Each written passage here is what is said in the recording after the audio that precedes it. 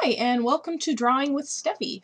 Today we are going to do a cat, and as usual, if there are any questions you have, please feel free to leave me comments or you can email me. You can also find me on Tumblr, Twitter, and DeviantArt. On DeviantArt, I am lady-cybercat.deviantart.com. So let's get things started. I have a bit of a sketch worked out already because I've done this a few times. But if you don't have any reference, that's okay. The best thing you can do is, just sketch a lot. If you happen to have cats around, they're a great reference. If not, you can always look online. There are places like DeviantArt, or if you just search for reference photos or stock photos, you can get some really great reference to start with. I've drawn cats a couple times, so I have a general idea on what their anatomy is like. So I'm going to start with a circle. I like building my shapes up rather than trying to draw the outline. So we're going to start with a circle at the head and then kind of a cone shape here for the neck, and then a little bit of a triangle for the shoulder blade and a rectangle to finish it out, and sort of another rectangle there for the chest. And I'm going to draw a line here to represent its back. A lot of times I'll just use lines to start out my sketch to give me an idea of the pose I want. Let's draw some lines here for the feet too. Now my original sketch, I think its haunch has got a little too high, so I'm going to lower that a little bit. And also bring it back here some. Just draw squares here to get an idea of where all the body shapes are. Now you don't have to do it this way. This is the way I feel most comfortable, and I find it's easier to draw this way. There's not really a wrong way to draw. I'm also using Paint Tool Sai here today. I find it's a really great program. It's fairly inexpensive, and it's got some great tools when it comes to sketching. I'm going to draw a triangle here. I like drawing a triangle to figure out where I want the face facing. And if you have to change things as you're sketching along, that's totally okay. It doesn't have to be perfect the first time out. I'm going to draw a little bit of a square here to represent the muzzle. Cats have fairly short muzzles, so it doesn't need to be real big. They also kind of have triangular or oval shaped faces, depending upon the breed, of course. This is just going to be a normal domestic short hair. Alright, now that I've got my first sketch, I'm going to lower the opacity, make it really faint. If you're using a piece of paper, because you have to use a digital program to do your sketching. I like it because it makes it easier, and for doing tutorials it's definitely helpful. And again, I'm just kind of filling out some of the shapes, making them a little bit more concrete. I'm not going to draw in the fur because I want this to be nice and quick and easy. And there's of course hair inside their ears. You want to add that. When I sketch for myself, I usually go over it a couple times.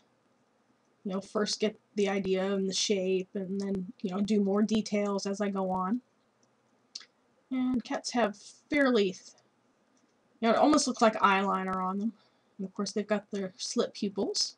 They don't really have eyebrows, but they do have kind of a little bit of an eye ridge. Of course they've got some cheekbones. Again, depending upon the breed. Some have bigger noses or smaller than others, or flatter. So it's definitely something to consider when you're drawing, is what type of cat you want to draw. And they have pretty narrow chins. They don't really have a whole lot of chin, so this one's going to be a little bit toonier than realistic looking. That's kind of good. And again, if it's not perfect, that's okay. You can always go back over and revise it some.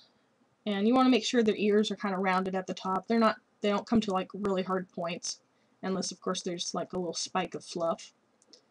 Something else to keep in mind is, you want to keep your lines nice and fluid. And cats are their skin is kind of floppy. very elastic, so that's something to keep in mind when you're sketching. And I'm going to lower this line a little bit because I think that got a little too high along the shoulder. I'm going to zoom out some more. I think the head got a little bit big, so what I'm going to do is lasso it and make it a little bit smaller.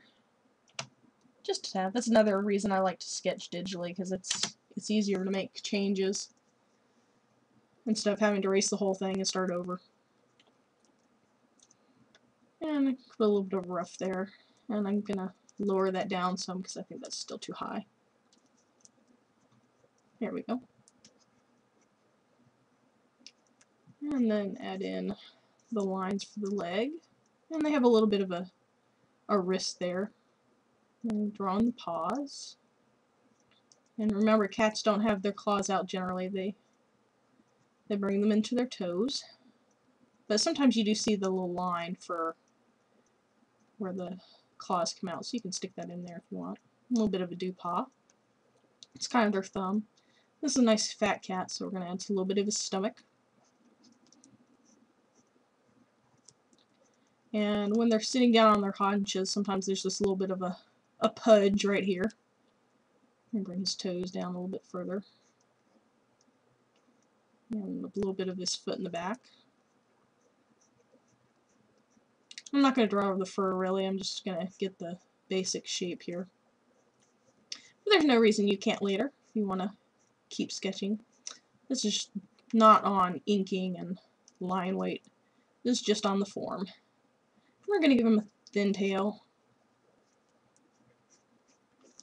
Of course, some cats have nice big fat ones, but you can give him a scrawny one.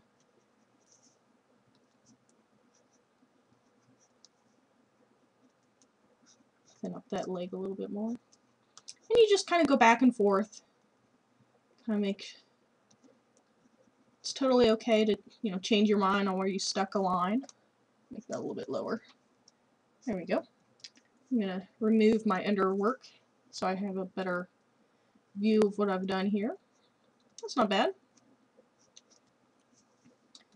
Clean up some of my lines here. There we go.